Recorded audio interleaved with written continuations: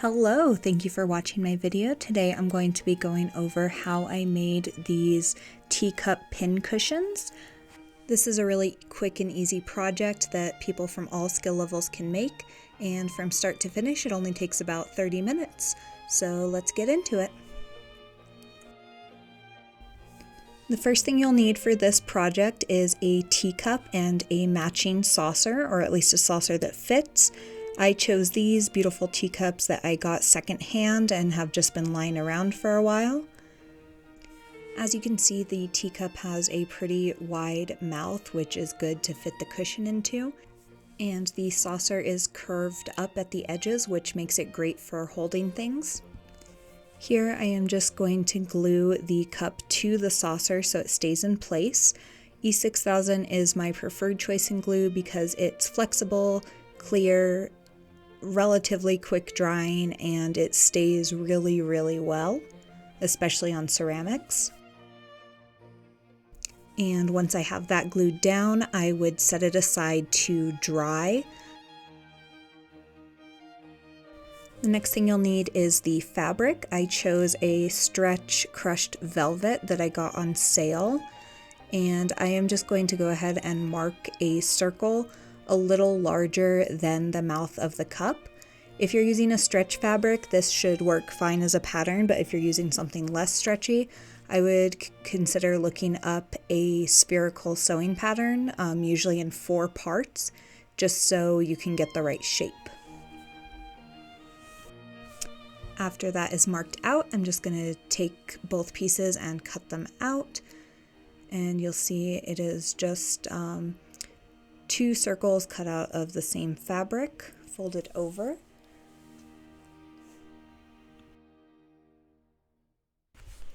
And once I had that cut out, I went ahead and pinned the 2 pieces together.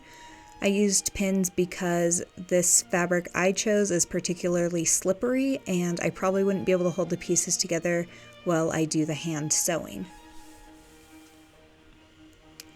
And though I did decide to hand sew this using a simple back stitch, you can certainly use a machine. It would probably be a lot faster and easier if I did use a machine, but I just wanted to keep everything on the table for the purposes of this video.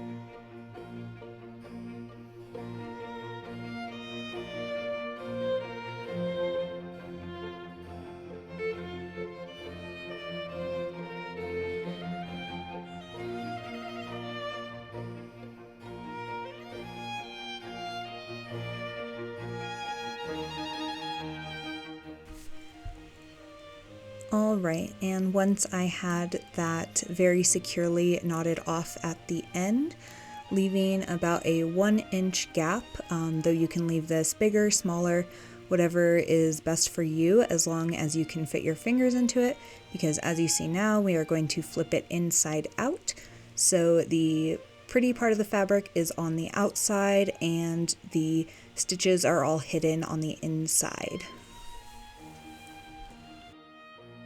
And once I had that completely flipped inside out, I used some polyfill stuffing I had on hand to fill that up. You can get this at pretty much any craft store. And what I did here was just make sure it was as full as possible.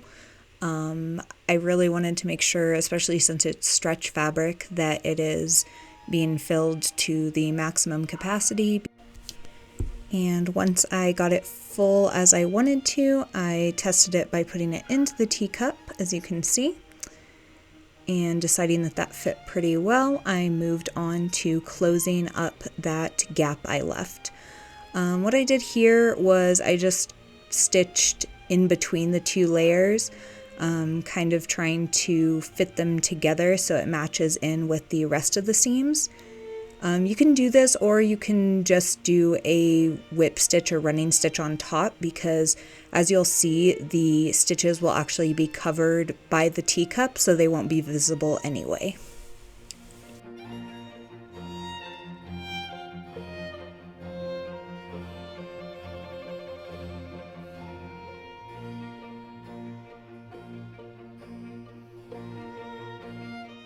Alright, and here I am just using a small pearl button that I had on hand. You can use any kind of button, any kind of bead here, and I am just finding approximately the middle of the pincushion, putting the thread through, stitching the button down so it indents into the pincushion and makes it into sort of that classic pincushion shape.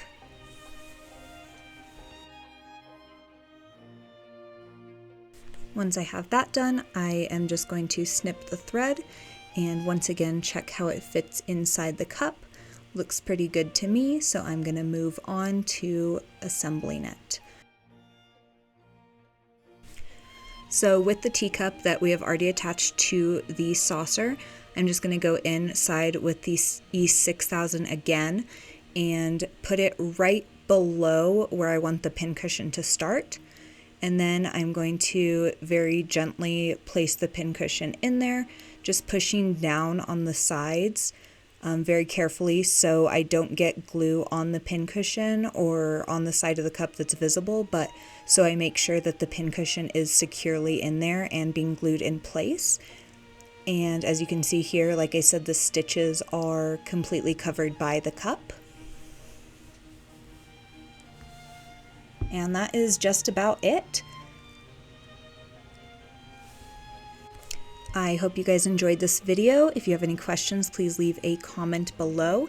And if you have any ideas about what I should make next, let me know as well.